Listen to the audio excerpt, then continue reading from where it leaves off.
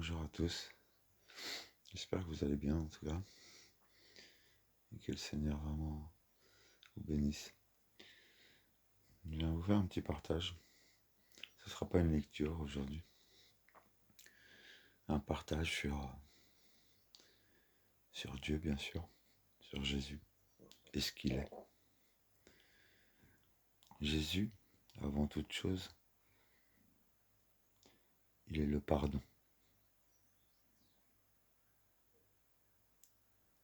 Comprenez bien que le pardon, c'est pas un mot qu'on peut juste appliquer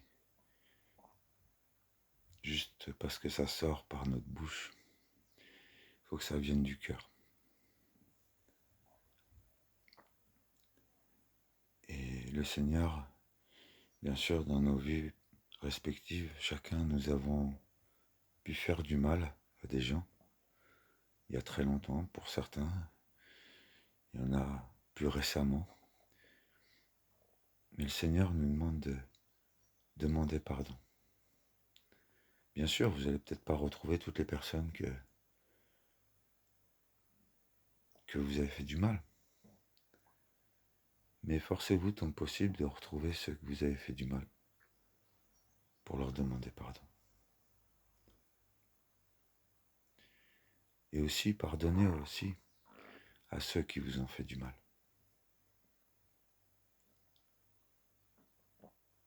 Parce que la parole dit aussi que le Père nous dit « Je ne pardonnerai pas à celui qui ne pardonne pas ».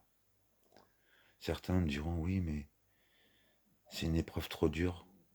Il m'a trompé, il m'a tapé, il m'a fait du mal, ou il m'a violé. » Pour certaines, je prends les cas extrêmes pour que vous puissiez comprendre que le pardon doit s'appliquer partout.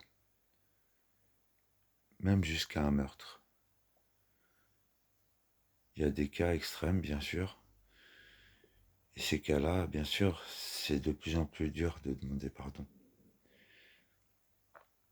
Et ça, sachez bien que c'est l'ennemi du mal de ce monde qui est là, justement, pour faire en sorte que vous ne pardonnez pas. Sans pardon, vous n'aurez pas accès aux cieux. Sans pardon, vous ne serez pas en paix. Certains disent, si, je suis en paix. Mais la vérité, vous n'êtes pas en paix. Pourquoi ? Parce que quand vous repensez aux êtres ou aux personnes qui vous ont fait du mal, vous avez encore de la rancune, de l'amertume, de l'irritation, de l'aigreur. Si cette aigreur, cette amertume est encore en vous, c'est pas un pardon, c'est que vous n'avez pas pardonné. Le pardon doit venir du cœur. Et tout ce qui vient du cœur libère. Le réel pardon libère. Et aussi, le pardon est la valeur de l'amour. Donc si vous pardonnez, soi-disant, mais que dans votre cœur, vous n'avez pas de compassion pour l'être que vous dites pardonner, ce n'est pas un pardon. Un pardon doit être allié à l'amour de Christ, à cet amour véritable, qui a de la compassion, qui a des pensées positives et d'amour pour l'être, et qui, au lieu d'avoir de la colère, a de la peine.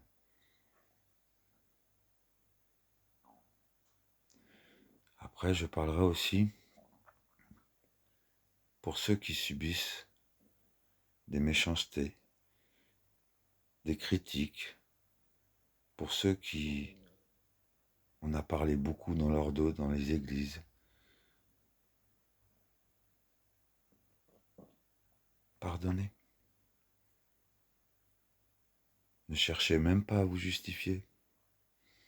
C'est Dieu qui vous justifiera. Dieu justifie ses enfants. Ne cherchez pas à ressasser tous ceux qui parlent sur vous.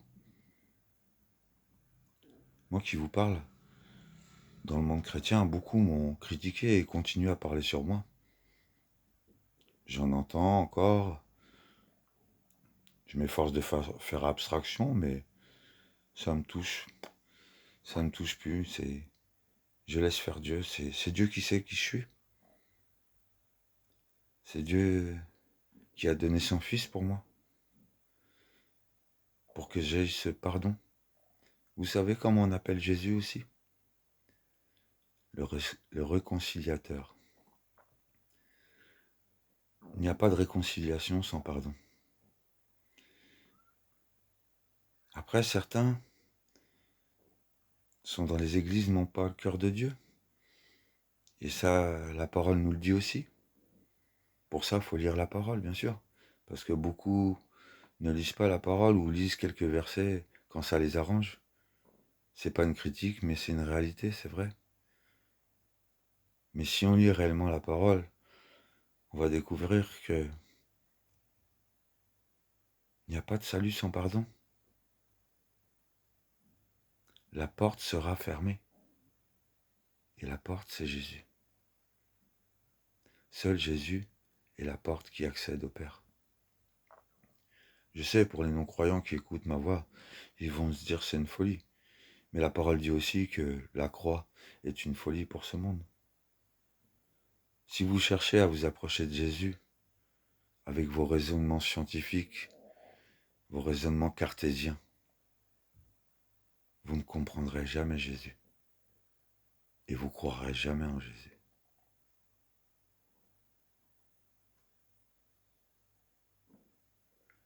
Jésus a rapporté cet amour à travers ses actions.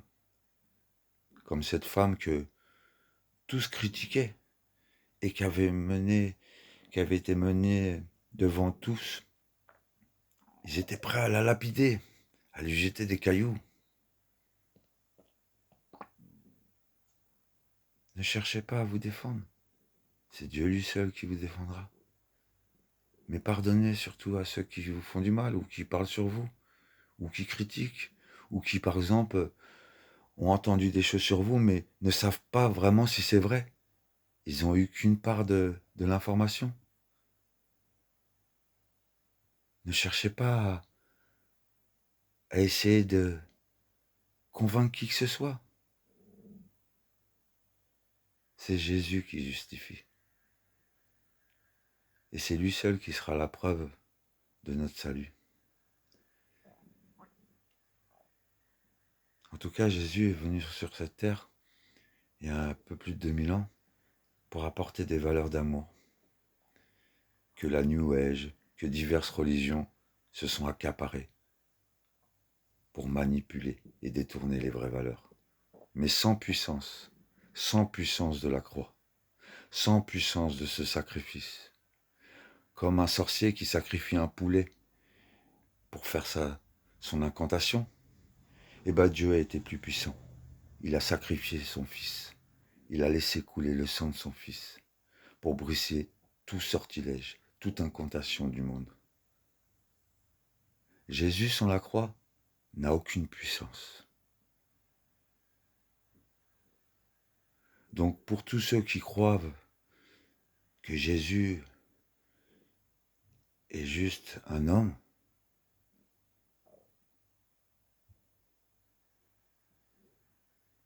je ne peux rien faire pour vous. Mais lui peut. Lui peut se révéler à vous, si vous le cherchez en réalité. Certains diront, mais je ne crois pas en Jésus, je ne crois pas en Dieu. Ce monde est trop mauvais. Ce monde est trop mauvais, donc tu es en colère. Mais tant que tu n'auras pas de pardon pour ce monde, Dieu n'aura pas de pardon pour toi et Jésus ne pourra pas se révéler à toi. Jésus se révèle avec l'amour. Jésus se révèle avec la repentance, avec le pardon de nos fautes et de ceux aussi qui nous ont fait du mal. Cet amour est incompréhensible parce qu'il est inconditionnel. Dans ce monde-là, par exemple, quand vous vous mariez, je vous donne juste un petit exemple. La plupart de vous vous mariez parce que vous voulez recevoir.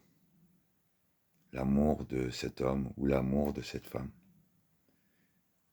Mais l'amour inconditionnel de Jésus, c'est de donner cet amour, c'est de ne pas chercher à le recevoir. Vous savez, Jésus a une parole que même les chrétiens et les non-chrétiens connaissent. Aime ton prochain comme toi-même. Pardonne à tes ennemis. Prie pour eux.